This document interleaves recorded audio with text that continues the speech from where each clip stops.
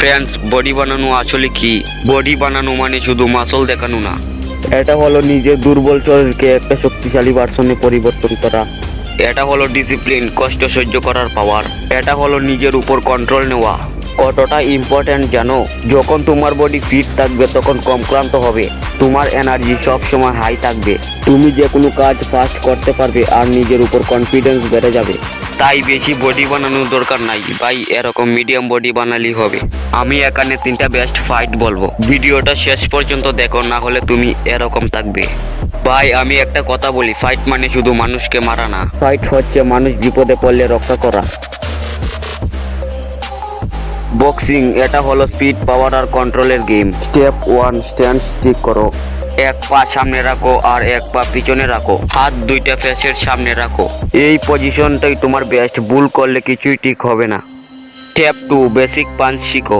জাপ, সামনে দ্রুত মারো, ক্রস পাওয়ার দিয়ে মারো, speed plus control, perfect punch. এটা মারলে অপরজনের হাড় গুড় ভেঙে যেতে পারে। এটা ভালোভাবে মুভমেন্ট করা শিখো। স্টেপ 3, ফুটওয়ার্ক শিখো। শুধু দাঁড়িয়ে থাকলে হবে না, সামনে যাও, পিছনে যাও, সাইডে মুভ করো। ভালো ফুটওয়ার্ক মানে হিট কম খাবে। Step 4, practice. প্রতিদিন বক্সিং করো, এরকম একটা ব্যাগে কাপড় ভরে প্র্যাকটিস করো। কনসিস্টেন্সি থাকলে তুমি একদিন প্রো হয়ে যাবে।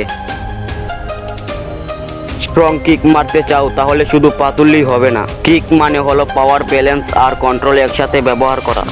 ভুলভাবে কিক মারলে ইনজুরি হতে পারে, কিন্তু সঠিকভাবে শিখলে তোমার কিকই সবচেয়ে বড় অস্ত্র।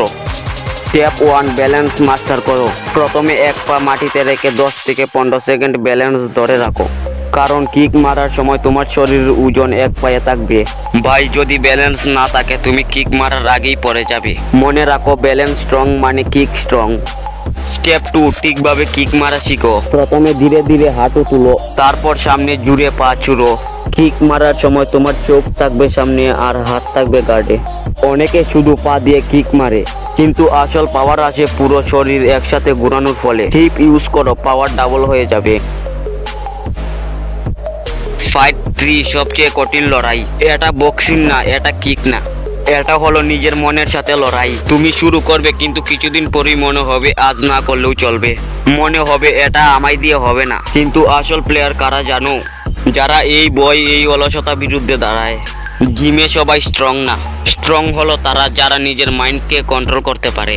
বক্সিং, কিক এগুলো ইজি, সবচেয়ে কঠিন ফাইট হলো নিজের মাথার ভিতর। জীবনে এই 3টে ফাইট জিততে পারলে তোমাকে কেউ থামাতে পারবে না। ভাই আমি এই ভিডিওটা শুধু বোঝানোর জন্য বানিয়েছি, এত বড় বডি বানানোর কোনো প্রয়োজন নাই ভাই। বাড়িতে ব্যায়াম করে এরকম একটা মিডিয়াম বডি বানালেই হবে, কারণ শুধু বডি বানালেই হবে না, শরীর ফিট থাকা খুব জরুরি। ফ্রেন্ডস আমি 28 মার্চে একটা ভিডিও ছাড়বো, কিভাবে বাড়িতে ব্যায়াম করে এরকম একটা বডি বানানো যায়। তাই তোমাকে বলছি ভিডিওটা সাবস্ক্রাইব, নোটিফিকেশনটা অন করে দাও। ভিডিও ছাড়ার সাথে সাথে তোমার কাছে প্রথমে ভিডিওটা চলে যাবে।